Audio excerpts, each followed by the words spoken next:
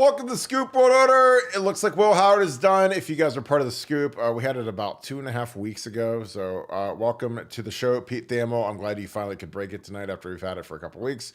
Ryan Day left him in Dallas weeks ago. He was at the team hotel. They told the players he was coming before the game. So welcome to the show, Pete. We appreciate you. If you guys have been waiting on this or been a little bit late on this, then you should have been on BuckeyeScoop.com because we've had it for a while. As always, we appreciate you guys sticking with us, kicking it with us. As always, this show's been amazing. Shout out to all my people. I saw it yesterday at Costco. We had about 5 or 6 of you. It was great. Good interactions with you guys. Good photos. Appreciate you guys loving the show. But we're bringing the heat every single night. So Will Howard is going to be our starting quarterback in 2024. Very excited about it. A lot like Josh Allen. He's kind of a baby Josh Allen. I mean, he's a monster, 6'5", 240, can run like the wind. They run the read option with him. Again, go watch the Kansas State versus Missouri highlights because he could run on those guys, and he was really good. So, I'm excited about this guy.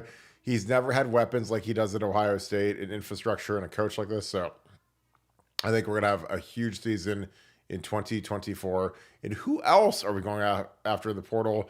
We have an Alabama offensive lineman in. First visit was Ohio State. I think we want to close them. So we're going to see how it goes. That being said, going to bring in my good friend Nevada Buck. Nevada, Will Howard is in. This is probably the worst kept secret of all time. We had it weeks ago when Ryan Day was down visiting in Dallas, I believe with James Peoples. He stopped by and saw Will Howard, said, "You're my guy." They wanted to keep that under wraps, but with Buckeye Scoop, we keep nothing under wraps because our people deserve to know what's really going on, not what they want you to know. So your thoughts on Will Howard being the 2024 quarterback for Ohio State? Well, it's a really great pickup. I mean, look, this is a make or break year for Ryan Day. Ryan Day knows it's a make or break year, and this is the guy that he wanted. And we've been kind of monitoring the comings and goings of OSU in this quarterback derby. They kicked the tires on a lot of people, but they hadn't really gone all in on anybody. And when we had the information about Will Howard, it was pretty obvious that Will Howard wanted Ohio State. It was a question whether Ohio State wanted him, and they did. So this was the match that got made. So this was the guy of all the guys that were available that Ryan Day chose to lead the Buckeyes in 2024 in his most pivotal season, this make or break, Waterloo, last stand, gates of Thermopylae, whatever you want to call it. This is it.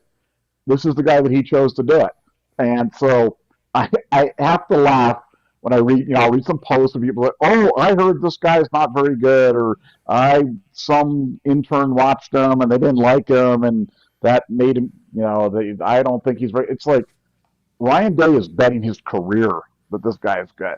So, for all the things we can say about Ryan Day knows quarterback play. And, while he's not perfect, he's got a lot of tape on this guy. He's not having to project him from high school to college. He's got multiple years of college football that he's been able to watch, see, talk, analyzed it. And this is the guy he's pushing all his chips in. So I'm excited. I mean, I see it. I see it, like I said, nothing about Michael Penix screamed unbelievable before he got to Washington. Nothing screamed, lights out juggernaut about Bo Nix before he got to Oregon. So guys get better with better talent, with a better system, with better coaching. It happens all the time. Will Howard, I think, is the perfect quarterback for Ohio State and the perfect quarterback to be leading us in 2024. He's the guy that number one on my list of all the guys in the transfer portal. So I couldn't be more excited about this. This is a great day indeed. Yeah, I totally agree. I think that we've got a guy who potentially is going to be, Ryan's final choice. Again, when you've got kind of everything up against you, and I mean, if Ryan's got a new AD coming in and everything is kind of sideways and whatever, he's got to have a guy that he trusts and a guy that he's ready to go with, and this is his guy. He could have picked anybody. He could have picked Malachi Nelson. He could have picked a lot of these guys in the portal. They'd have loved to come to Ohio State, and I'm just telling you, this is the guy he picked. So as much as people want to say, oh, he's not good, he's not accurate, whatever. I mean, he was at Kansas State. They don't have Ohio State level receivers. They don't have Emeka Buka, Carnell Tate, Brandon Ennis, J.J. Smith. They don't have Ohio State level talent with Trey Henderson potentially coming back, Jelani Thurman playing tight end. So it really is one of those things where you have to kind of change your thought process. Again, if you go look at Josh Allen, go look at his career at Wyoming. He's a guy that slid in the draft a little bit because he wasn't super accurate. He's a big guy, big strong guy, but his knock was that he wasn't accurate, and he was playing with grossly inferior competition, or excuse me,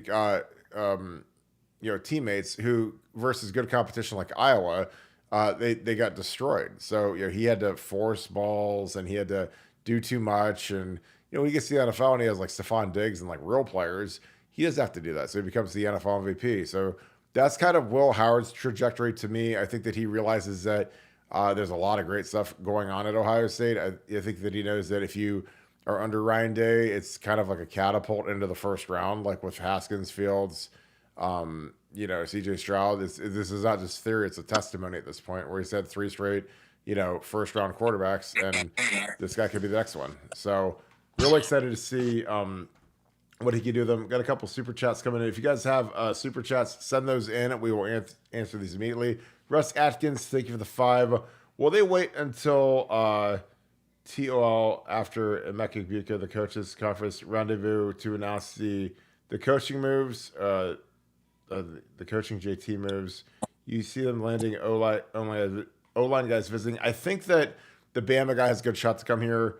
I think you're asking, you said, will they wait until after EE? I don't know what EE means. The coaches conference. Again, I don't know what you're trying to say. I think you're trying to say, are they going to wait till after the coaches conference to announce the coaching moves?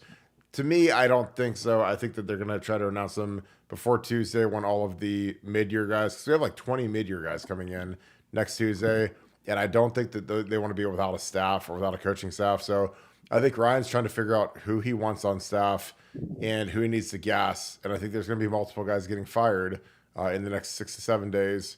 But I don't think that he wants these high school kids coming in without a position coach. So a lot of the rumor names are there's been rumors from Corey Dennis, Parker Fleming, Tony Alford, Perry Eliano.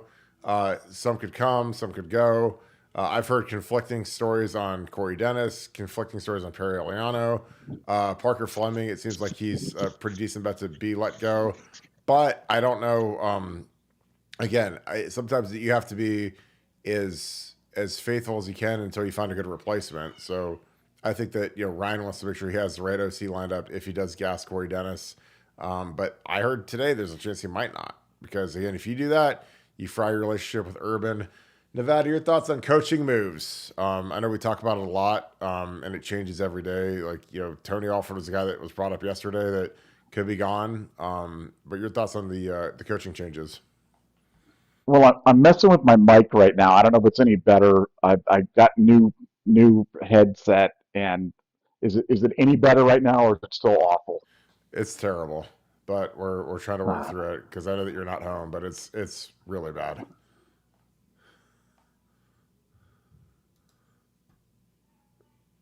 Just as bad. This sounds better. I don't know what you're doing, Okay. but you're not eating it anymore. Okay. Well, so if this is better, then I'm going to go with this. No, I think you're right. I think Fleming, Alford, Eliano are kind of those guys are kind of on the wheel of awful right now, and Corey may survive this, which seemed kind of unthinkable even a few weeks ago. So I'm not sure what to make of it. I just know that a lot of calls were being made. There are calls all over the place. Like agents from up and down the defensive side, up and down the offensive side are all calling saying, "Well, Ohio State's got openings." So it's going to be very interesting to see how it plays out. And but if I had to pick three, those would be the three that I would pick. Would be going down. Yeah, I think that for Ryan long term, again, this is kind of his Waterloo. He has to have a big year this year. And if he doesn't, he's going to get fired. There's going to be a new athletic director that has no allegiance to Ryan. But if you fire Corey Dennis, then you immediately sever your relationship with Urban Meyer. And Urban Meyer is a guy who I know implicitly well. And you could ask guys like Tom Herman and some of these guys that have got on the wrong side of Urban, how have their careers been impacted? Well, you got fired at Texas and now you're at FAU. So you go from one of the top 5 jobs in the country to one of the top 100 jobs in the country. So pretty substantial fall from grace. And Urban's a guy that can always get guys jobs, and he's a guy that really will go to the wall for you. And athletic directors trust him, and I mean his tentacles are kind of in everything. So you fire Corey, man, you're gonna lose Urban forever. So I mean, again, it's not all just black and white. Sometimes when you're trying to fire a guy and people are, oh, this guy needs to go, this guy needs to go, because I'm telling you, you do not want to cross Urban Meyer, especially if you want to be a long-term coach, because it doesn't work out good for any of these guys. Luke Fleming, appreciate you. Thanks for the 5. With the Wild west of NIL and the portal, do we ever eventually to a players' union for college football? That is a great question. I don't think so, because I don't think that players want the smoke that comes with being an employee, which means you can get fired. I don't think the colleges want to deal with workers' compensation. There's a lot of layers to forming a union and becoming employees of the university, a la the NFL or a la most sports leagues. But could something similar to that happen? Yes. Do I think it would be formalized employment? No. But I think that that's something that, you know, they have to kind of work a lot of this out. Again, college sports is one of the weirdest organizations, especially like with college football, that there is, because you have it's the only major sport like college football, men's college football. Obviously, there's no women's college football.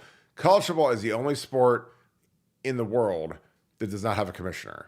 College football. College football should be a separate entity from college basketball, from lacrosse, from fencing, from every other entity that is under the NCAA umbrella. But as of right now, you know, it's like we operate under the NCAA. And it's almost like it'd be like if there was like one commissioner for the NFL, the NHL, the NBA, Major League Baseball, Major League Soccer, Major League Lacrosse, like whatever. It just makes absolutely no sense, because there's so many different variances in what people deal with, not just from sport to sport, but literally from like classification to classification. Because like, you know, you've got your superpower schools like Ohio State, Alabama, Georgia, that have, you know, Texas, that have like infinite money. They're at the top of the food chain. And then you've got like Wittenberg and Heidelberg and like D3 schools that they're both are college football teams, but they're in completely different arenas essentially. And I think that they need to eventually organize like a real legislation where you can have a commissioner over the top 40-ish college football teams, and you have the SEC versus the Big Ten, and basically like an NFL model. I think that's what it's going to go to, because the money, like the people that are the have-nots cannot keep up, and the people that have the money are getting bigger and stronger, and they're feasting on the smaller schools. Again, you saw FAU's starting left tackle jumped into the portal. He's going to, you know, move up the ranks and probably go to an SEC school. And, you know, a lot of these smaller schools have turned into feeder schools for like the major schools. And that's something that it sucks, but that's just the way the model is shaped up, and they need to fix that. They need to they need to fix the transfer portal. They need to fix who can go where. And I think they need to separate and have kind of like a superpower division, which is kind of like the NFL, which is Texas, Ohio State, Bama, Georgia, and like the top 40-ish teams. And then there needs to be a tier of the next 60-ish teams that is like between the top tier and then like the bowl subdivision, which is like the 1AA schools. Because I just don't think that with the financial stuff that's going on right now in the transfer portal, you can support all of it at once. Russ Atkins, again, thank you for the 5. My last one was terrible. I apologize. You're all good, bro. I was trying to decipher it because it was a little sketch, but you're all good. Will they wait until after the coaches conference? My iPad has a mind of its own tonight. I don't think so. I think that Ryan Day wants to make moves, and he also wants to make sure that there are coaches in place when these guys show up. Because again, we've got like 20 kids enrolling mid-year in like 7 days, and he doesn't want these guys to walk into the position coaching room and the coach is fired. Because that happened a couple of years ago, and when they fired Greg Studwire and they brought in Justin Fry, there was like a day where the O-line guy showed up and there wasn't a coach in the room, so it was kind of awkward. So I think Ryan's trying to avoid that if at all possible. Your thoughts on Nevada? Do you think that these coaching changes are going to come in the next week or so? I mean, I fully expect that, and for all the reasons you said, the biggest one, this is almost an unprecedented number of kids we're having coming in early, and they want to get them up to speed as quickly as possible. They don't want there to be any interruption. They don't want there to be any confusion. And from Ohio State's perspective, they want to get on to 2024 as quickly as possible. Totally agree. Will 8282. Any update on Devin Sanchez? It looks like he's leaning to Ohio State, so that'll be fascinating if we can land him. He's a superstar cornerback. I think he's going to be the guy, but we'll know more afterwards. Then again, like when these guys commit, like I don't even get excited anymore just because of the portal. But it's kind of a, I'll be happy if he signs on the dotted line on signing day. But he's a guy. He's got a lot of talent, a lot of ability. Gabriel Carter, thank you for the 5. Definitely know that we need a line, of course, out of the portal. But other than that, what position do you feel that depth is needed most? Running back or linebacker? I think defensive tackle, especially after losing my call. I mean, Ty Leak and Ty Hamilton will be our top 2 tackles for sure. But after that, I just don't know. I don't know if Hero Canu's ready to go. I mean, he played decent when he was in spot work this year. I think that Tywone Malone has a lot to prove. Nevada, is there a position that you think we need to just like linebacker? I feel really good. I mean, we've got Cody coming back. I think Sonny Salas has to move down to Will. CJ Hicks, Gabe Powers. We got the kid from Northwestern, Nigel Glover. We got a lot of depth in that room. And we only play 2 linebackers. We play 5 DBs. So I'd say for me, I'd say safety and I'd say defensive tackle outside of a line. Your thoughts about it? Yeah, no, I think that's right. I mean, linebacker, like you said, we only play 2, and you have Cody Simon coming back, and that's one that's completely locked down position right there. And so I think we're okay there. Interior defensive line is clearly a position of need. Tyleek coming back, I can't emphasize how big that was. Tyleek coming back last night, and for Ohio State fans, while we knew it, while we expected it, that was something to be excited about. Yeah. Kiris Washington, a Scoop Ultra member. Appreciate you, brother. As always, Sal Wilhar's film. Looking forward to 2024. Totally agree. Again, I tell people that are skeptical, go watch them against Missouri. It's a common opponent. I don't want you to go watch them play Akron or Kent State or Buffalo or some MAC school. Like, go watch them. We just got done playing Missouri, so it's fresh in your mind. Go watch them versus Missouri. If we have them versus Missouri this past year, we win going away because he's a difference maker. And again, you don't have to take my word for it. Ryan Day's the guy that went after him. Lincoln Riley went after him. Like, there's wins a couple weeks ago that he was going to be Lincoln Riley's guy, and Lincoln screwed it up. And this guy always wanted to come to Ohio State, and he ends up where he wanted to go. Super Nerd, thanks for the 5. I would hope that Urban is above nepotism. You don't think so? No. I just think that in coaching, man, there's always people that don't potentially deserve to be there, but they get hired because of who they know, who they're dad is, grandpa. And again, that's not a shot at anybody that, it's not Zach or anybody, but like there's always a couple guys on staff that are like people that the coach can inherently trust. Like Jim Tressel hired Doc Tressel. Doc Tressel, very nice guy, coached at Hamline, which is a little dinky school in Minnesota. But Tress made him, an academic guy for a year, and then all of a sudden he became the running backs coach. So, Tress put his guys on, and that's part of like when you become the mafia don, you can put the guys that you want in the positions you want. So you can hire Doc Trust, you can hire Nixon Sloan, you can hire guys that probably wouldn't get hired on a regular circumstance, but they're guys that you trust. And again, trust is implicit when you're dealing with the coaching staff because there's a lot of guys that are snakes in that profession. So if you get a couple guys that you trust and you think will do a good job, they might not be the best candidate for the job, but you trust them. So you give them, you kind of throw them that bone, and I think that's kind of what Ryan did. I mean, Ryan didn't deserve to become the Ohio State coach. He'd been the offensive coordinator for a couple of years, and Urban just happened to magically retire, and Gene Smith wanted to promote him. And the way Ryan could help Urban out is I'll make Corey my quarterback's coach, instead of having him go to Colorado State with Steve Adazio, which a lot of people projected he would do. So he became, a full-time coach after being an intern and a GA and a QC and all the other stuff. And that is highly irregular. And I love Corey. I think Corey is great, but he's lived a charmed life in the coaching profession just because of who his father-in-law is. If he's just a regular guy, as much as I love him, he's probably working at a smaller school and working his way up the ladder like a lot of people do. And again, that there's no fault in that, but if someone gets offered an amazing opportunity, it's kind of like Brian Hartline, like when Zach Smith got fired, in mid-August or the beginning of August when they were starting camp, like Brian Hartline is literally sitting in the room as a QC, and Urban's like, all right, you're going to be the receiver coach, and you're going to be interim receiver coach, and he did a good job with it. We had a fantastic quarterback, big year, and then Ryan made him the full-time guy. So don't fault these guys for being in the right seat at the right time when the moment struck, and then they took advantage of their opportunities. So I don't think nepotism, like in coaching, this is kind of a part of it. Ryan Coolidge, thank you for the 10.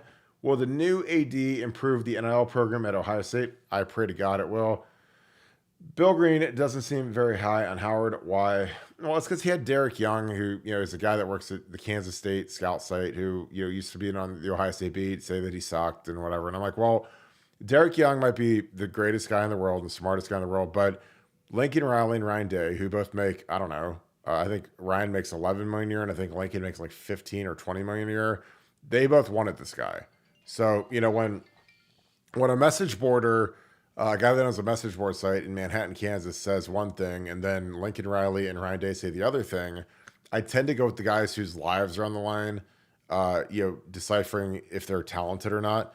Because Ryan Day's career is on the line. If they suck again this year and they lose to Michigan again this year and they lose 3-4 games because they picked the wrong quarterback, then all of a sudden, man, it's not good. Ryan could be getting fired. His family's got to move. His kids got to move. His kids in high school, and that's a way bigger bet than Derek Young, who's writes for the Kansas State scout site. And again, I don't know him at all. I'm sure he's a great guy, but he can say that the guy's not good, but if Ryan Day says the quarterback is good and he's going to stake his career on a guy like he's doing with this kid right now, I'm going to bet on Ryan. And I'm going to bet on Lincoln Riley. Like, it's not just Ryan, it's Lincoln Riley too. The two best quarterback developers in all of college football like this guy. So when a guy that runs a message board, like I run a message board too, says that he's not good, then I don't know. Your thoughts on that, Nevada? Yeah, same. I mean, I actually know Derek, nice guy, but yeah, I'm riding with Ryan and with Lincoln Riley on this one, and with my own eyes. I mean, you can see some of his high performances, and you see what type of top end he's got, and I just think he's the type of quarterback that we need, and that's why I think he's such a good fit. Totally agree. Jeff Frazier looks at the 5. Kirk, as always, thanks to you, Nevada Buck. Appreciate you as always, my man.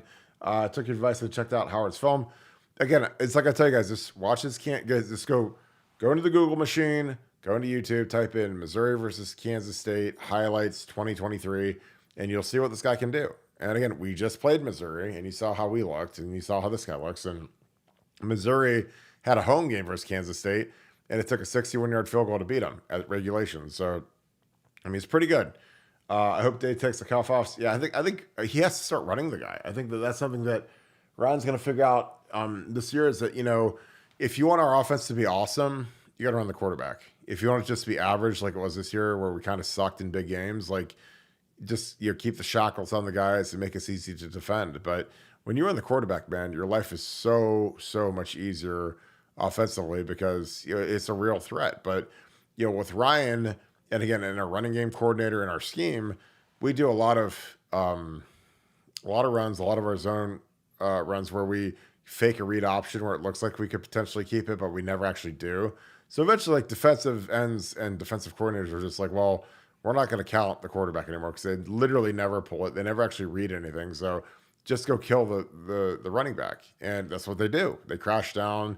Trey gets hit in the backfield, and everybody hates the O-line and hates everything. But I'm like, our scheme sucks. And again, that's on Ryan. That's on our running game coordinator, Justin Fry. Like eventually, if you're not going to ever read the guy, you have to block him, like in the olden days when we didn't run read options. So that's something that I think that these guys are going to keep going. Never stop rolling. Thank you for the deuce. Appreciate you, my man. If you have a question, throw it in the chat. Jack Hollis, thank you for the 5. Bill Green chat today quoted this: K-State doesn't even want him back and likes Avery Johnson better in 2024. While chew on that, flying rev. Well, again, that's from Derek Young. And again, Derek's a Kansas State guy, and I'm sure Kansas State, when their starting quarterback goes in the portal, who's got more passing touchdowns than anybody in the history of Kansas State, when he leaves, I'm sure that they're going to say, "Oh, I didn't want him." It's like if your wife walks out on you, and you have to deal with some schmo as your new chick, like you're probably gonna be like, "Oh yeah, I don't want her." Like it sucks, but I don't know. Like again, he has his opinion, and again, he might be the smartest human being in the world. But if you put a gun to my head and say, Kirk, who do you trust to do a quarterback evaluation when their career is on the line? I'm picking Ryan Day. Because if Ryan Day sucks again this year like he did this past year, he's fired. He's done. This new AD's coming. He's not going to play around. So, and I'm all in on Ryan Day. And Lincoln Riley wanted this guy too. So you have the two best quarterback coaches in the entire country who love this guy. And then you have a guy who writes for Kansas State Scout.com or site or whatever, or Rivals.com site, say that he sucks. So I don't know. I'd probably just Lincoln Riley, who's had Kyler Murray and Baker Mayfield, Caleb Williams, and literally he was going after this guy and chasing Malachi Nelson into the portal. And you have Ryan Day, who's coached Dwayne Haskins, Justin Fields, CJ Stroud. So between the two of those guys, I think for guys that are as young as they're like barely 45 years old. They know what quarterbacks look like and what they want in a quarterback. And you go back a couple of weeks ago, man, Will Howard was getting crystal ball to USC because Lincoln Riley really wanted him.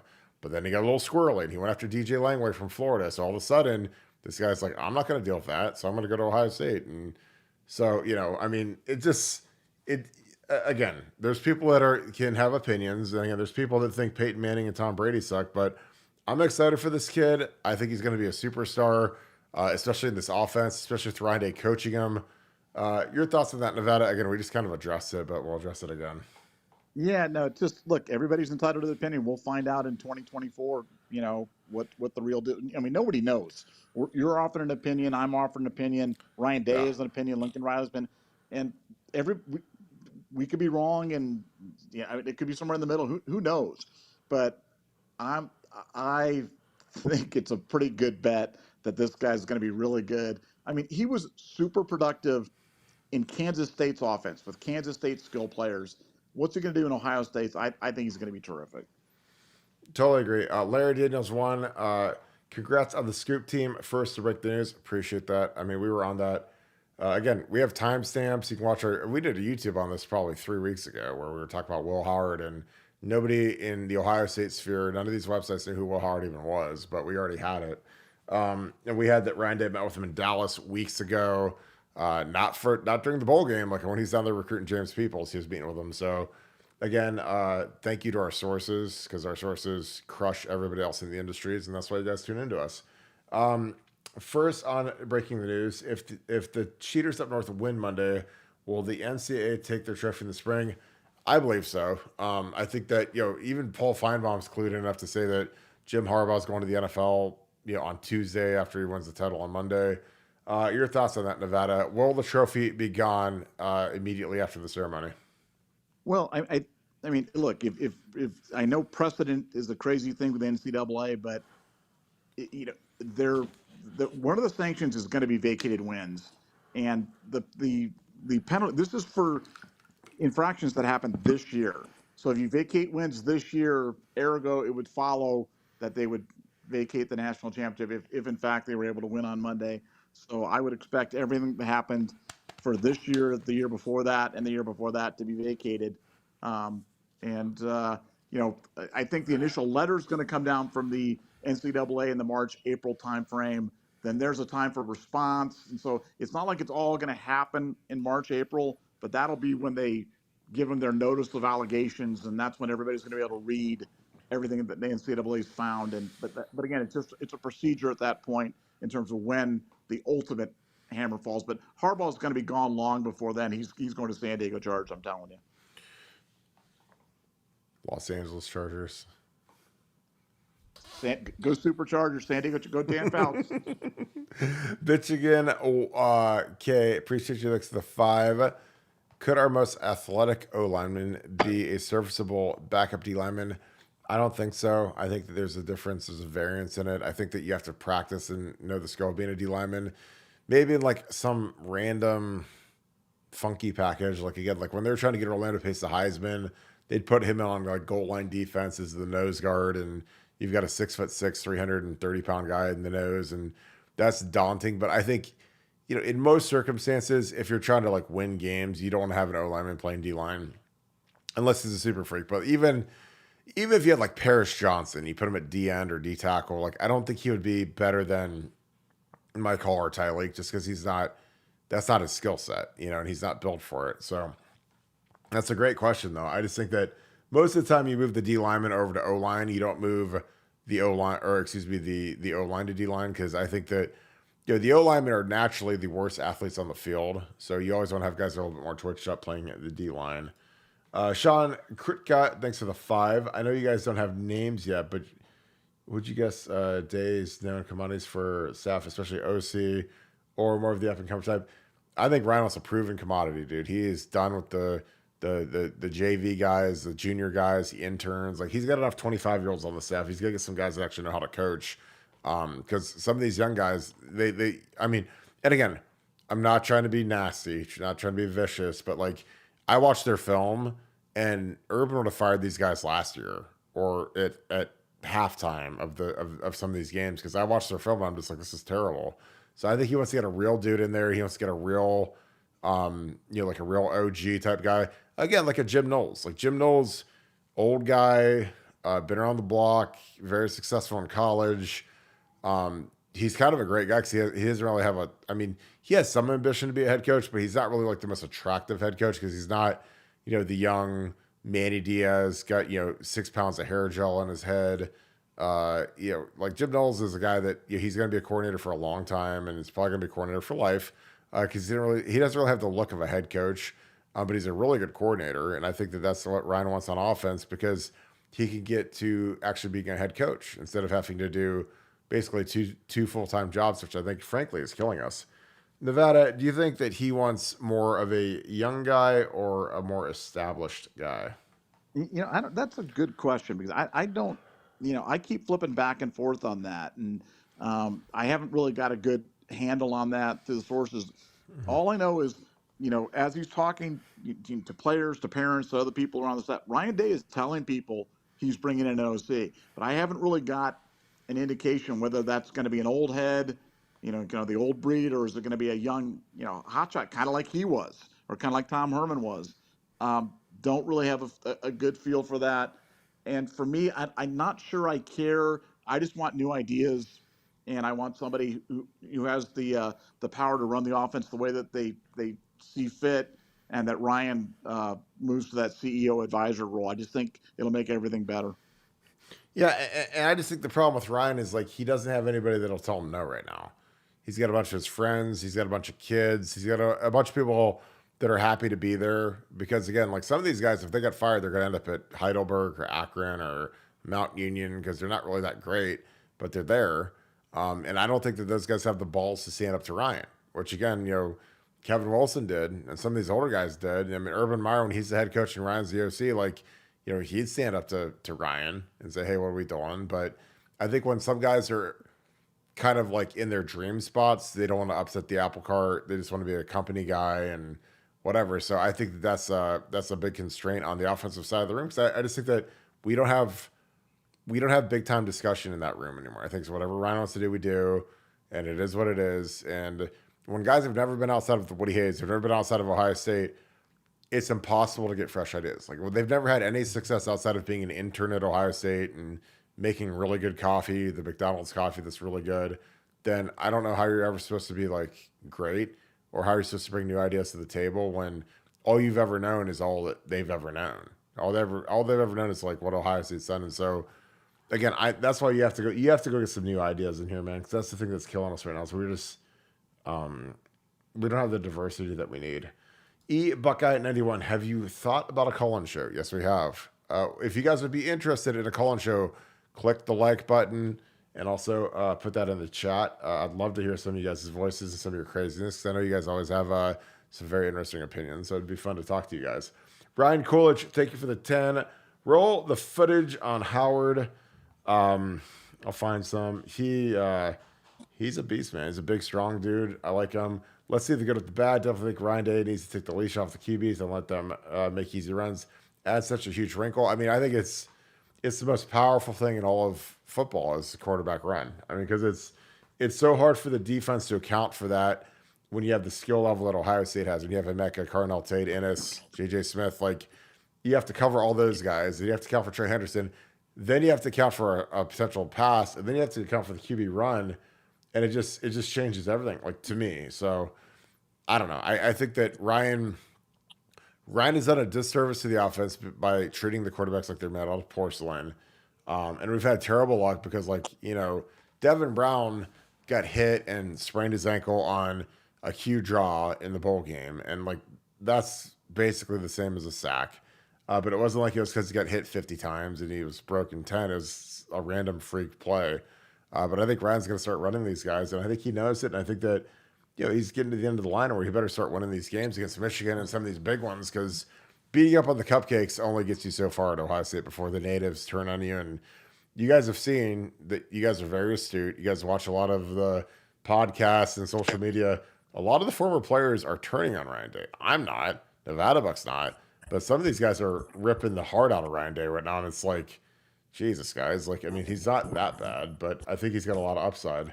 Ryan Scott, thank you for the 5. I appreciate you, brother. I'm pumped. Will is a big booty dude. You can't see the A word, but I appreciate you. With wheels and a great arm. He plays with passion, too, and we need that. Great move by Day. That's where I'm at, dude. I mean, I watched this guy, and he's a hoss, man. This guy can run. The scheme that K-State runs is real similar. I'll flash over to a quick film deal. But this is like a lot of the stuff that we should do in the goal line, where it's just nice, easy stuff, nice, easy throw. Let me put a little deal real quick. But those are the kind of things you can do when you're a 6'5" guy and you're down there and they're worried about you running the ball into the end zone like Josh Allen. Nevada, how excited are you about Will Howard?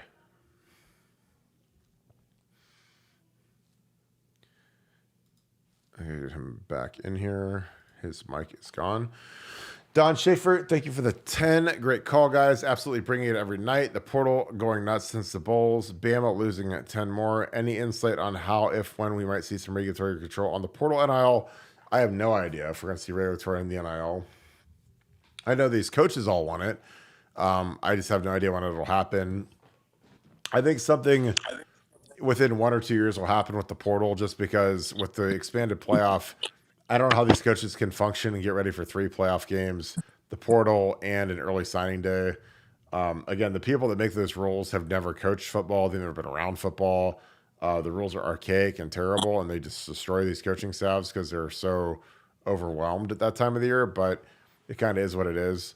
I hope, Bama's losing a ton of guys, but this is the new normal. I'm telling you, it's like when Ohio State loses 10 guys to the portal, so will Bama, so will Georgia, because our backups get offered serious cash to transfer, and that's not a bad thing. It's just kind of the way of the world right now. And if guys don't feel like they can reach their potential to Ohio State and they go make money elsewhere, then God bless them and do the best you can. Joshua Dillon, thank you for the 5. Appreciate you for always being in here. When will we get the official word about Howard? It already happened. Pete Thamel broke it a half hour ago. We had it 3 weeks ago just because we're way faster than everybody. We're way better than everybody. We're way more sourced up than everybody, which is why you guys tune into Buckeye Scoop, because you guys really want to know what's going on. And everybody else is kind of tails what we say. I don't know if you guys have figured that out yet, but it's we have timestamps, so it's not really that hard. Who else do you guys want or think we might get? Nevada, are there any other guys in the portal that you might want or think we might get? Well, I mean, the center from Alabama, I think, we've got a legit chance to get there. And, but it brings up the question, I want you and I haven't had a chance to talk about this in pre-show. So I do kind of want to get your unvarnished thoughts. And while I'm all about getting more guys, I mean, you can never have enough bodies as far as I'm concerned. Having quality bodies up wherever it is in the lineup is always beneficial. But the stuff that you point out to me, because you're the All-American lineman, you're the guy that played, the position, and I'm not trying to turn this into a Justin Fry bag fest, but the stuff that I see that you point out to me about hand position, about stance, about combination blocking, about hinge, but I mean, to me, it just seems like we have the same problems all the time, and unless we fix those problems, it doesn't matter who we're going to get in the room, because we have the same problems. And I like I said, can you give just a quick primer on like hand position or your position on 3-point stances or some of those things, which again, not bagging on Justin Fry. We're not trying to be like, oh, we're all over but like some of the stuff that you see that you think needs fixed. Well, I mean, I think the first step is our combination blocks are terrible. And a combination block is basically a double team, just for simple layman's terms. You watch our a lot of, if you run a gap play, you generally have a front side double team. If you run a zone play, you usually have a front and a backside double team. All of our double teams stink. If you go watch the first play of the Michigan game, I remember this vividly. We run 2 double teams, and our backside double team is run to the right. So Donnie Jackson and our left tackle Josh Simmons are double teaming the defensive tackle up to the backside linebacker. And Donnie Jackson comes off on the wrong guy. He comes off on the frontside linebacker. And then Josh Simmons comes off on the backside linebacker. So that leads to us leaving the defensive tackle unblocked in the hole. And he kills our running back. And that's not because Michigan's awesome. It's not because their D tackle is awesome. It's because our guys literally don't know what they're doing. And that's the first play of the game, the most base play in the offense, like an easy zone play. And Donnie Jackson came off on the wrong guy. Got a missed assignment on the first play. So it's like, I don't know what we're doing. I don't know how a guy who's a third-year guy could get that wrong. But if a guy who's as dedicated as Donnie Jackson can screw something like that up, that's on the coaching staff. That's on Justin Fry, and it's on the graduate assistant. And again, I'm not trying to bag on Justin Fry. I like Justin Fry. I know Justin Fry. I've talked to Justin Fry. I've texted Justin Fry. I was happy when he got the job. He's a year older than me, played at Indiana. When he was a captain as a senior and came to the Horseshoe in 06, we beat him like 44-3. He was at Indiana, and I started that game as a junior. So I'm very fine with Justin, but I just don't know what we're doing. When we have a guy who's supposedly like a preseason All-American like Donnie Jackson, and he was first team All Big Ten this year, and he misses like the easiest block in history because he just doesn't know what he's doing. So that screams to me that room needs to be fixed and overhauled and better. And I think that we lack offensive line guys and running game guys in the building. Like Justin Fry is really the only guy that knows anything about the running game in the entire building, like literally. So we've got a running backs coach, and we've got, like our tight ends coach in the past when we had Kevin Wilson. Kevin Wilson was an offensive line coach. He played center at North Carolina. His formative years, he's an O-line coach at Miami of Ohio. Worked for Randy Walker, was kind of like the offensive coordinator. Went to Oklahoma with Bob Stoops.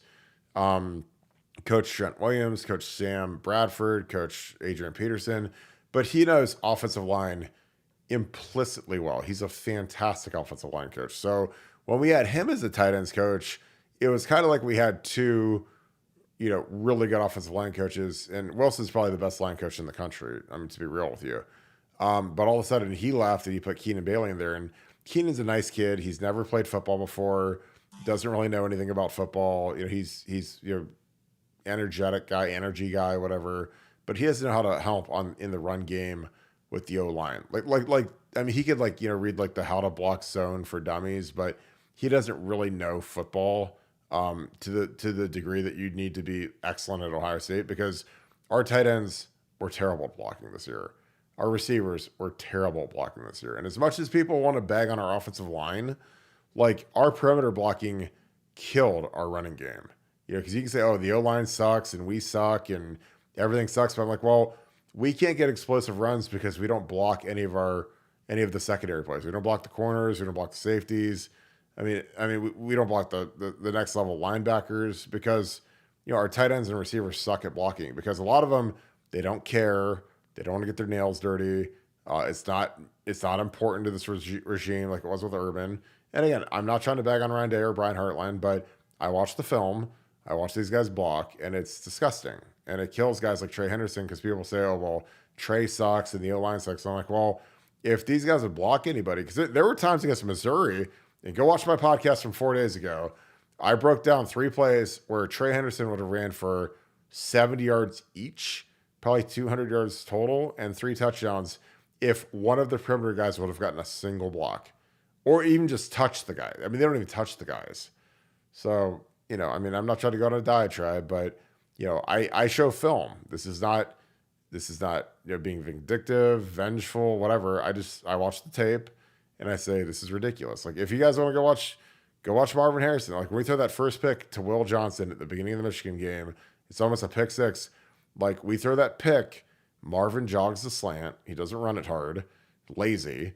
and then we throw a pick, and Marvin doesn't go after the guy. Like, I mean, the guy literally picks off your ball, and he's running the other way towards the end zone, and Marvin just stands there.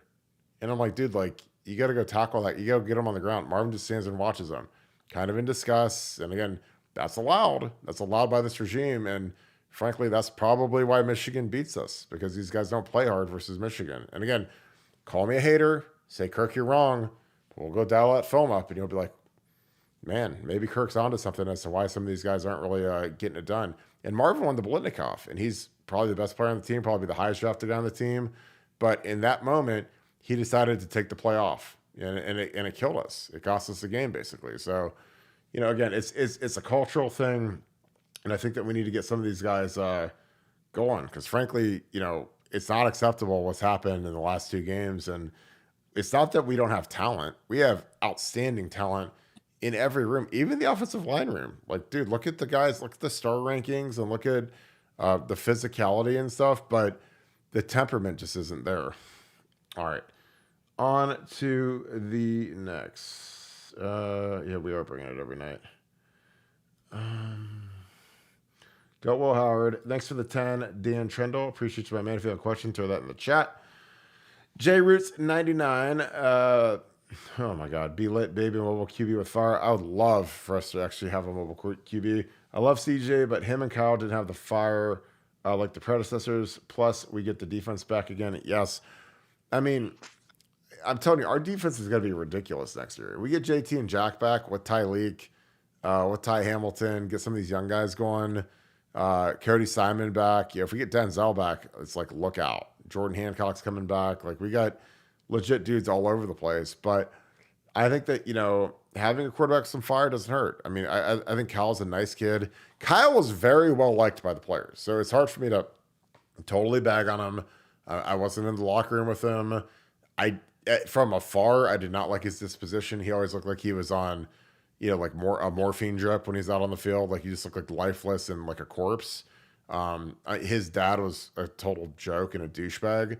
But that being said, like, I think that Will Howard could bring, a little spark to this offense. And I think the offense needs like legitimate vocal leadership and legitimate, like a legitimate captain. It's hard for Cade Stover to be a captain when he's a tight end, and in the bowl game he played like 20 plays. You need your quarterback to be a captain.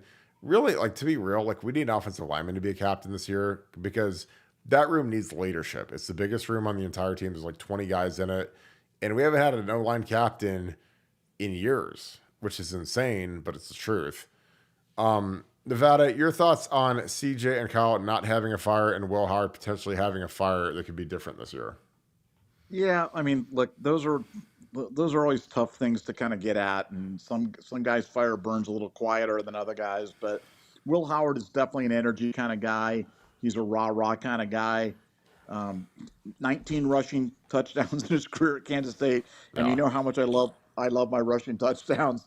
Considering we have not had a rushing touchdown. Well, I want to make a point. People always talk about Ryan Day running the pro-style offense. Well, every QB1 in the NFL has rushed for a TD this year. Every one. Ohio State has not had a rushing TD from their QB1 in 3 years. 3 full seasons. I guess it's been 4 years since we've had a rushing touchdown from their QB1. So I think we've got to just drop the parlance about pro style and pro this and pro that, because even the pros are running the quarterback, especially around the goal line. And again, Will Howard, 9 rushing touchdowns last year, 19 in his career. Sign me up for that all day long. Like, the pro style thing is like hilarious, because I'm like, so what's Pat Mahomes, who runs all over the place, and Jalen Hurts, who runs all over the place, and Josh Allen, who won the MVP, runs all over the place. Oh, who's going to win the MVP this year? Lamar Jackson runs all over the place. And it's like, so what's a pro style quarterback? Like some guy who just stands back there and takes sacks, and he's slow and he's easy to defend against? Like, it's a stupid misnomer, but it's something that, oh, well, Tom Brady doesn't run and whatever. I'm like, well, those are the Dan Marino didn't run either, but that was 30 years ago. So those days are over. The guys that are hard to defend are, like Lamar, Allen, Kyler Murray. These guys are getting these huge deals. Lamar's not hard to defend. He's impossible to defend right now. Yeah, I mean, how do you defend that? Yeah, I mean, because like the thing about Lamar is like when you're a guy that can run like that, you're basically weatherproof. So if it rains, if it snows, if it's windy, like he still runs a 4.3. If it's cold, windy, rainy, snowy, whatever, hurricane, and that's the difference. You know, he doesn't have to just be dependent on his arm, and his arm's good enough where he's got good receivers. So I mean, that's a terrifying match. But now, Tony Turley, thank you for the 20, brother. Appreciate you. I just watched Will Howard's highlights. He throws a beautiful deep ball and breaks tackles. With Howard coming next year, would you agree we are a lock for the playoffs next year? Yes. And we could shake loose 2 more O linemen. I think we're a lock for the playoffs for sure. I mean, if you have Will Howard in this offense with Emeka, J.J. Smith, I know Ryan Day is rallying the collectives, especially the foundation, to get more money in the coffers to keep these guys in the league or from going to the league. And I think that they're doing a really good job of it. Yeah, I mean, dude, like Will Howard's going to be getting coached by Ryan Day. He's got better receivers and better running backs and a better line than he's ever had in his life. And, you know, he almost beat Missouri with K-State talent. Imagine what he's going to do with Ohio State talent. I think it's going to be crazy. And I'm over the moon that we got the quarterback that we wanted. More importantly, I'm over the moon that Ryan Day got the quarterback he wanted, more so than me just being selfish. Because again, we told you last year. Again, if you guys are astute, you guys pay attention to what we say because we're the ones that tell the truth. We're the ones that actually have the real scoop. Ryan Day went after Drake May last year. Drake May is probably going to be the second pick in the draft behind Caleb Williams this year. And when he did that, and I had that from an impeccable source, I was like, he is not convinced that Kyle McCord is the guy. He's going after a guy. He doesn't care if McCord hits the portal. And sure as can be, you know, we get through the whole season. It doesn't end the way we want it, and McCord portals out, and Ryan's fine with it. And that's where he was at this time, like last spring. He was going after Drake May hardcore. And Mac Brown told him basically to stand down. So, you know, that was impeccably sourced. And again, that's why when he went after Will Howard, it didn't surprise us because we know Ryan. The one thing about Ryan Day, you can say whatever you want about him. You can say that, you know, he hasn't beat Michigan. You can say he's soft. You can say whatever. He does not stand pat unless he has the quarterback that he wants. And when he had CJ Stroud, stood pat. When he had Justin Fields, he stood pat. But if he doesn't have someone to that caliber, he is on the move. And in the era of the portal, man, he's hollering at people and trying to figure out what they need to come to Ohio State. In terms of the O-linemen, I mean, the kid from Troy visited, the kid from Bama. We could take a couple of them. I don't know if they're huge upgrades, but if a guy starts at Alabama for Nick Saban, he's at least worth a look. You know, obviously he had a rough game against Michigan with the bad snaps, but, you know, put him at guard and don't even worry about the snaps. We got Shane H6 for the 5. Wasn't the center for Bama the MVP for Michigan? Yes. Carson handled the front much better than he did. I mean, guys, like I said that today on the message board. I was like, you know, the funny thing is like Ohio State blocked Michigan better than Alabama did. And I know everyone is obsessed with 5 stars and Tyler Booker and J.C. Latham and Caden Proctor. Like, we blocked those guys way better than they did. And we didn't have a great game, but we were better than Bama was. Nevada, your thoughts on that? Yeah, I mean, look, I thought the O-line played pretty well all year until the debacle in the bowl game. And no, I mean, the Michigan, people forget, we outgained Michigan. We out first downed them. You know, just Michigan didn't make any mistakes. They made 0 mistakes. They made all their field goals. We missed a field goal. They got a turnover. We didn't get any turnovers. They played a perfect game, and they're tough to beat at home. And we came within 1 throw of beating them. So that was a coin flip game. And, you know, we could be going to the national championship, but we're not. So this is where you go. But in terms of just back to the Will Howard thing, just for a second, the only thing that could have derailed Ohio State next year is if we didn't solve the quarterback problem. That was the only issue because we're good enough at all the other positions to be just fine. But if you don't have it at quarterback, then it's a long season. So getting Will Howard is just an enormous get, and really answers any lingering questions about 2024 for me. And you know, not that I had many, but now I have none. So this is a great day. Totally agree. Austin Jordan, thank you for the buck.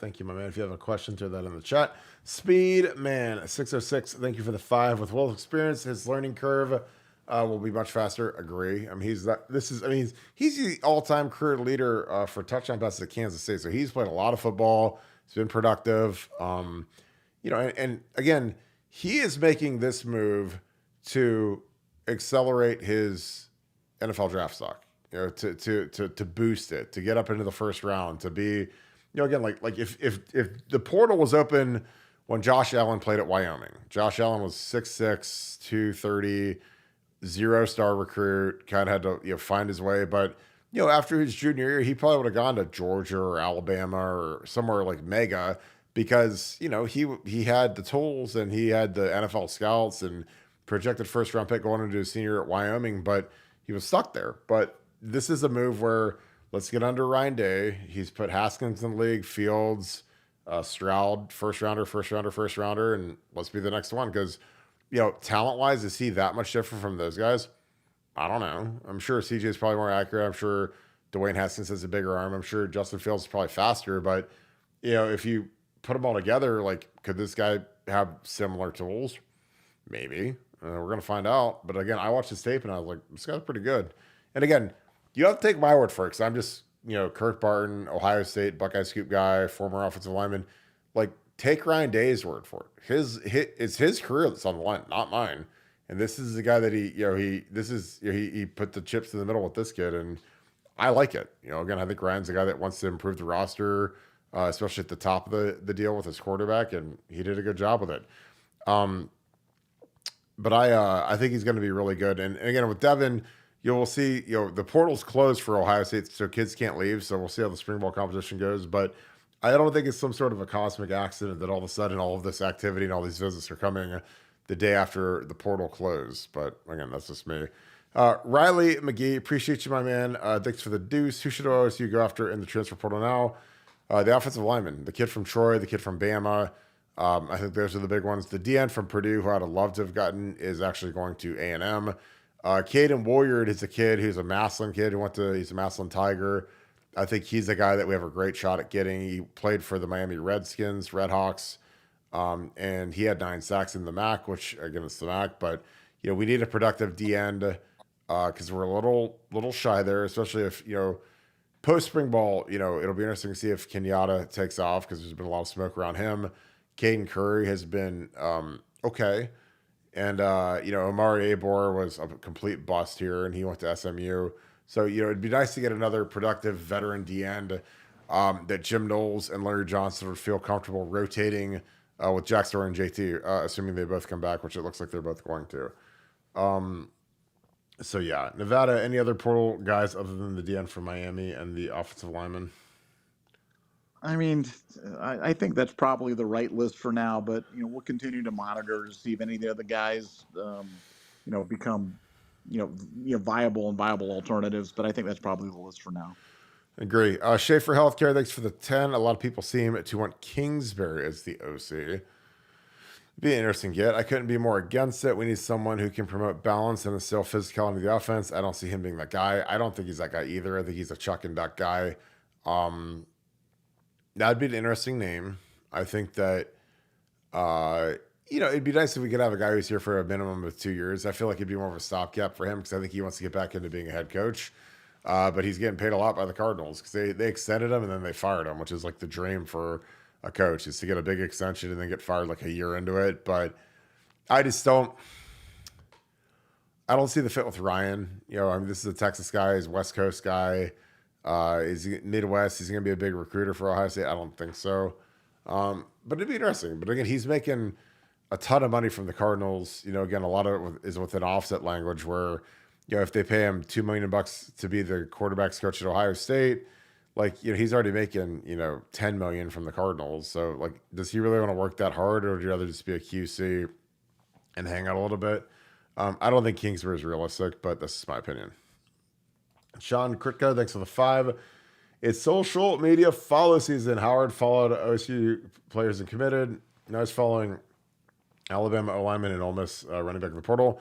Well, it's kind of his team, man. And, the thing I used to always say to people when I was getting recruited is look, I want to play with the best players possible. So if I can help recruit, even when I was a freshman, sophomore at Ohio State, I wanted to get Ted Ginn. I wanted to get the superstars, because when you have great skill around you, your life is way easier. So, following the Ole Miss running back, who I don't think we have a snowball's chance in heck to get, is ambitious. The Alabama O lineman, he's probably going to dinner with tonight because I'm sure he's here for an official visit, and Will Howard's here so they can go, share the same plate at Hyde Park and eat the same lobster tail or whatever. But, when you take over the program like Will Howard's about to, like, you might as well go get the best infrastructure around you can. So, if Trey Henderson would leave, which we don't think he's going to, but if he does, you got to go find your running back. Dallin Haynes, a nice player, but we don't have any scholarship guys. We'll have him, James Peoples, and the kid from Pickerington. So, Sam Williams-Dixon. But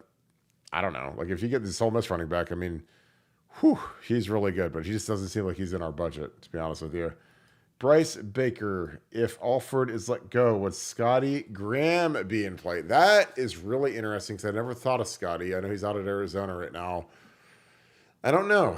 I don't know who Ryan would want for that role. Again, it'd be a pretty plush role. I think that if you do fire Tony Alford, you have to find a minority hire on offense. You can't have an all lily white staff. You have to have a minority over there. So Scotty would be very interesting in that role. But I don't know if Ryan knows him or Ryan trusts him or if Ryan's got somebody else in mind. That'd be really intriguing. Again, because he's a guy that obviously is a Buckeye, played fullback for the Vikings.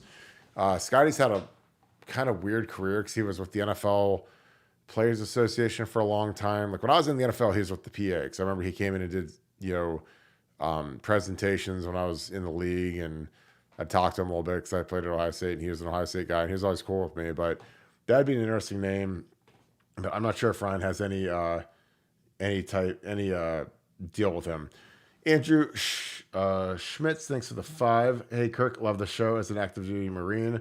Hoorah. I love that. I appreciate your support for the military. Early watch live, but the show gets me through my commute.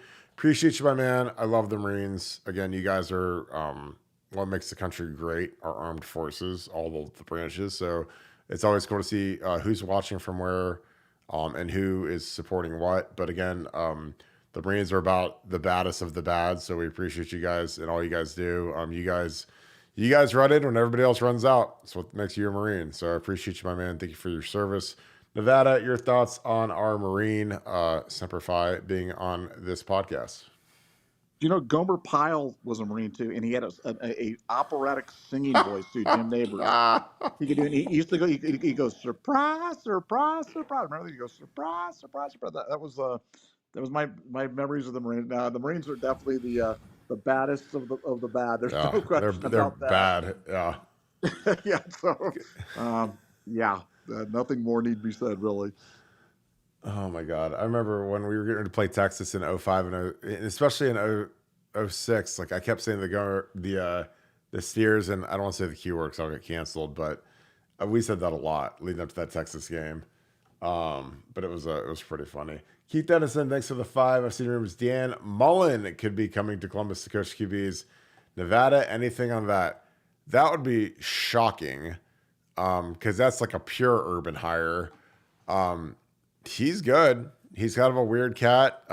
Zach's taken him to task multiple times, but I was, of all of the coaching hires over the last 10 years that I was surprised failed miserably, him going to the Florida Gators, it shocked me that it like basically was a disaster because I thought he would do not urban work, but like maybe Diet Coke level urban work where he'd be like formidable and get the old guard, because a lot of those players like Tebow and all those guys, they all like Mullen, and he was the OC when they were really good. And I don't know, I was shocked that it failed, but that would shock me just because I think that he's a little bit too much of an ego for Ryan to hire. But I think that it'd be intriguing. But that's an urban guy, man. I don't know if Ryan wants to hire a pure urban guy, but your thoughts on that, Nevada? Yeah, I think our expectations probably, while we're talking about Cliff Kingsbury and his girlfriend, which would be awesome in Columbus, or Dan Mullen, I think probably we should set more of our sights at more of a Tom Herman, Ryan Day, more lesser known but very well accomplished type of person for that position. And I can say that, and Dan Mullen could get hired tomorrow because I have heard nothing either for that or against that. But we're definitely throwing the lines out to see who's interviewing and who are they reaching out to on that. But I haven't heard his name as of today. Yeah, I totally agree. Monty Mitchell, thanks for the 5. How can the NCAA strip of the title when they don't have any control over it? Wouldn't the CFB have to do that? No, the NCAA, they've stripped titles and banners, and we've got banners that aren't hanging in our rafters. Like, I don't think the 99 Final Four banners up in the shot anymore because of the NCAA and what Jim O'Brien did. So I'm not worried about that. I think everything that Michigan does this year is going to get vacated. Your thoughts on that, Nevada? Yeah, I mean those things are interrelated. So no, they just haven't had occasion to do it in the playoff era. But no, the NCAA is still the governing body. If they make them vacate wins, that'll go up and down and all the way through. So that would certainly include the any postseason stuff they want. Totally agree. Jason Chrisman, thanks for the 5. What type of offense does K-State run? Could it be fairly seamless transition for Howard? They have a lot of similar stuff. I've watched them a lot over the last 2 weeks, and a lot of real similar stuff. A lot of stuff we could add. They run the quarterback more. Obviously, they run more zone read, which is something I think that Ryan's going to get into this year because I think he has to make this running game better. But I think it'll be a very seamless transition. And again, he's going to get here in January. So he'll have 3 full months to digest the playbook before he ever starts spring practice. So I think by the time he hits spring ball, he's going to be in a seamless transition. I'm just super excited to see this kid. Dub V Buckeye, thank you for the 10. Here is another way to look at this. Knowles came from the Big 12 and had a pretty good defense with less talent. Howard coming from the same league will be in the same situation as Knowles. I agree. I mean, I think anybody that's coming into Ohio State's infrastructure, especially if Trey Henderson comes back, is going to have the best skill guys in the entire country. Because again, J.J. Smith's the best player in the country. He's like a LeBron James playing wide receiver. He's going to be our number 1. Then you got Emeka. Then you got Carnell. Then you got Ennis. I mean, so you're throwing to those guys. Those are all 4 of those guys would be the number 1 guy at Kansas State next year. So he's never seen anything like our wide receivers before. Jelani Thurman, I think, could take a big step. We got Kaz Merrick, the kid from OU, is probably our number 2 tight end. G. Scott doing whatever he does. Trey Henderson, Dallin Hayden, James Peoples. So the infrastructure is in place, and we got 4 of the 5 starting offensive linemen back. So as much as people want to bag on those guys, they'll have another year to gel, another year to get better. They've been beaten to death by our fan base, so hopefully they'll take that to heart and they'll get better in the weight room this winter. But I think there's a lot of meat on the bone for this offense, and I don't think they want to let the defense down again like they did this past year. Mellow 7, appreciate you. Thanks for the 5. You're on here all the time. Thanks for being a great regular. Kirk, tell Fry to get Nolan Ricci, the OT from Wisconsin, 5-star out of high school. Here's the thing, because I wrote a post on BuckeyeScoop.com today about, because again, like if a guy's a 5-star 3 years ago or 2 years ago and he hasn't really played at a place like Wisconsin, like, is he really a 5-star or was he overrated coming out of high school? Because Wisconsin isn't like Bama or Georgia. Like they've got good players, but they're not usually great players. And he couldn't crack the starting 5 at Wisconsin. So I don't know how good he is. He'd be a guy that'd be worth like beating and kicking the tires on. But if he's leaving Wisconsin, obviously something went wrong. Maybe he doesn't like Luke Fickell. Maybe he doesn't like a tough program. But I'd want to dig into that before I'd really dive in with this kid. Because I'm sure somebody will pay him money based on his past rating. But I don't know if he's worth us paying money for him. Nevada, your thoughts on some of these 5-stars that don't really pan out and then they hit the portal years later? Because like Amari Abor was a 5-star, and like he hurt his knee, and I watched him play like 2 plays this year, and he's terrible. It's bad attitude, lazy, a lot of bad stuff. So he hits the portal, and I'm sure SMU is like, oh my God, we got a 5-star kid from Ohio State and whatever. But it's kind of like one of those like buyer beware type deals. But your thoughts on that, Nevada? Yeah, I think it sounds better than the reality. It's kind of like what the guy from SC, Corey Foreman or whatever, the number 1 player in the country, and yeah, exactly goes, and he's got 21 tackles in multiple years. It's just at some point you are what your stats say you are, and if you haven't produced at even a reasonable at any level, then you probably weren't a 5-star to begin with. And probably a hard pass. There's probably better, more productive options for Ohio State. I mean, Ohio State doesn't want to be taking chances in the portal. They want to be taking shots on people that have at least been productive, maybe with lesser talent, or maybe it's lesser places like Jonah Jackson. But they want guys that can do it. And I like I said, those 5 stars that didn't pan out don't seem to fit that criteria. Well, and he redshirted his first year, so in his 2 years of eligibility, and the redshirt can play it up to 4 games. In 2 years, he got into 5 games, so he's a complete and total bust. Yeah, I mean, because if you only get, I mean, when they say you get into 5 games, that means you get into like garbage time, 77-0. So obviously, Wisconsin's offensive line was not a juggernaut this year, so the fact that he can't crack that lineup tells me all I need to know. Honestly, I'd pass on the kid. Ty Kroner, thanks for the 10. Joined the stream late, so not sure if you covered this, but the internet sleuths saw Howard's most recent social media posts following Judkins hearing in English, OHIO. I'm sure he's going to go after that kid. It does not smell like that's the kind of kid that we're going to go after just because it would drain our entire NIL budget. 1870 is raised about $2 million. The foundation's probably raised about $5 million. So if this kid wants like $3 million of it, I don't think there's any shot. So again, I think you should shoot for the stars, but you also don't want to burn your gas idling, waiting for a kid that might not ever show up. So again, he's a superstar running back. We're probably not going to get him. It would be like getting excited for like Walter Nolan. Like he hit the portal, and when he saw who he's visiting Oregon and Ole Miss. I was like, yeah, we're probably not going to get that guy. And I think this kid will be something similar, except he's leaving Ole Miss, but he'll probably visit Oregon and Bama and Texas and whoever, and then it's kind of game over. But your thoughts on that, Nevada? Yeah, I mean, long shot, but frankly, I never thought we'd get Davison last year, and we did. So, you never say never. And I just like the fact, to me, the bigger thing is kind of that subtle leadership that he's showing by following these guys and going after, and just, he's stepping into that role of quarterback leader already. And to me, that's a very encouraging sign, and that's what I want out of my quarterback.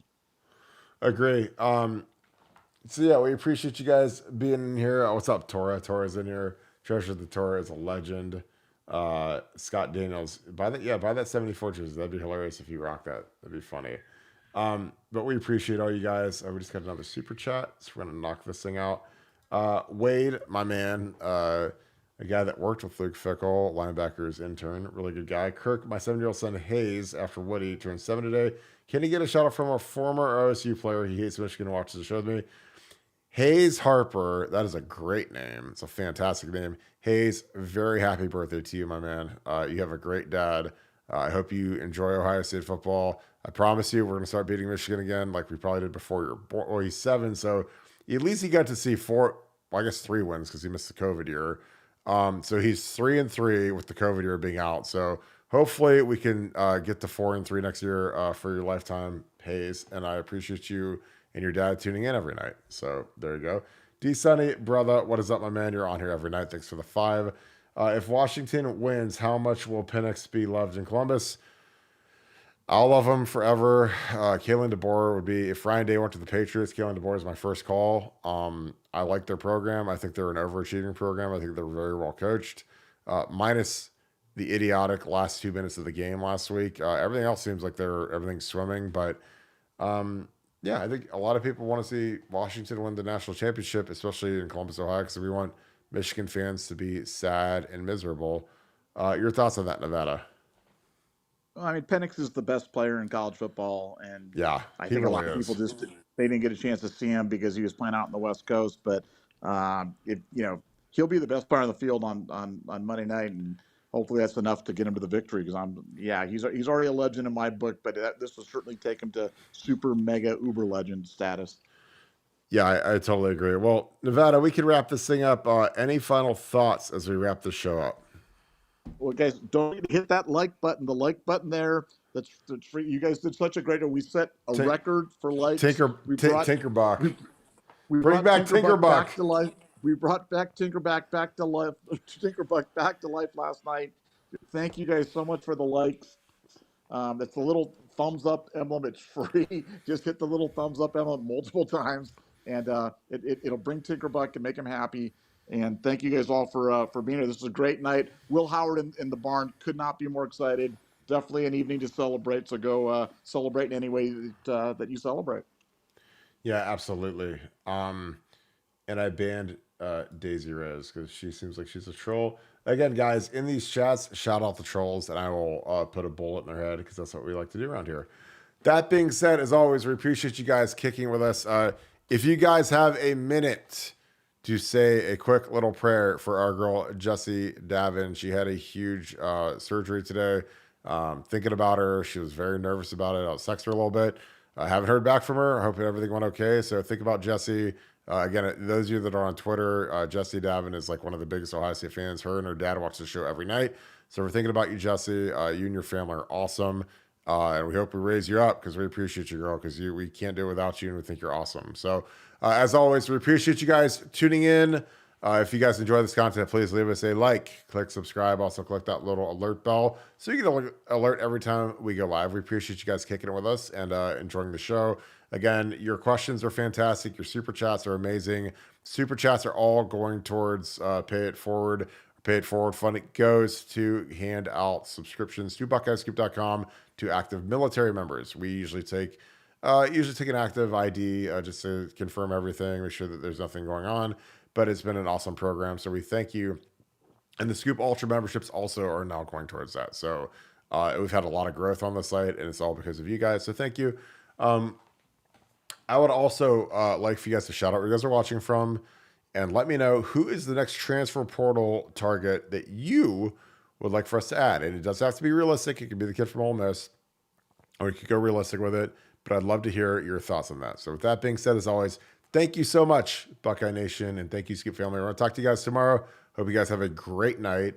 Go Bucks.